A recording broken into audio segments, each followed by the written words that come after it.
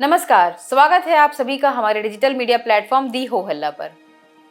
वजन का बढ़ना कितना भारी पड़ सकता है, ये बात देश की बेहतरीन रेसलर विनेश फोगाट के साथ साथ आज पूरा भारत महसूस कर रहा है।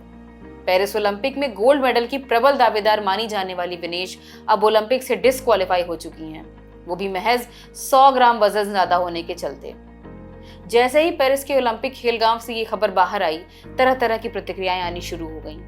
कई लोगों ने यह भी कहा कि हो ना हो, ये भारत के खिलाफ साजिश भी हो सकती है। भारत की अनुभवी पहलवान विनेश फोगाट पेरिस ओलंपिक से बाहर हो गई हैं। निर्धारित वजन से लगभग 100 ग्राम अधिक वजन होने की वजह से विनेश को डिस्क्वालीफाई किया गया है। विनेश 50 किलोग्राम वर्ग में फाइनल मुकाबला खेलने वाली थी।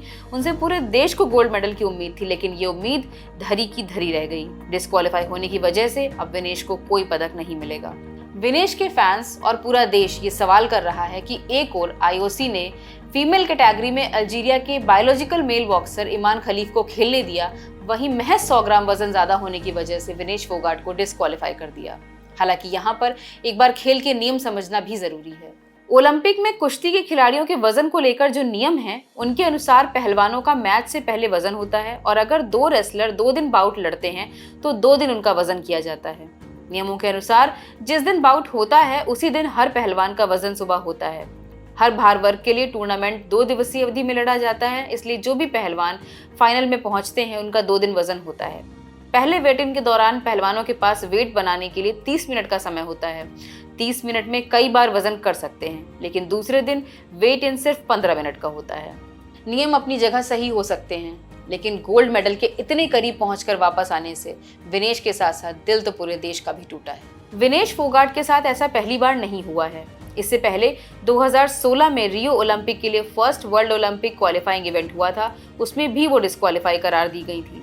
विनेश ने तब 48 किलोग्राम वर्ग में भाग लिया था, लेकिन उनका वजन 400 ग्राम ज्यादा था, इस कारण वो डिस्क्वालीफाई हो गई थी। इस तरह रियो ओलंपिक में भारत ने 48 किलोग्राम वर्ग में कोई भी खिलाड़ी भेजने का मौका गंवा दिया था।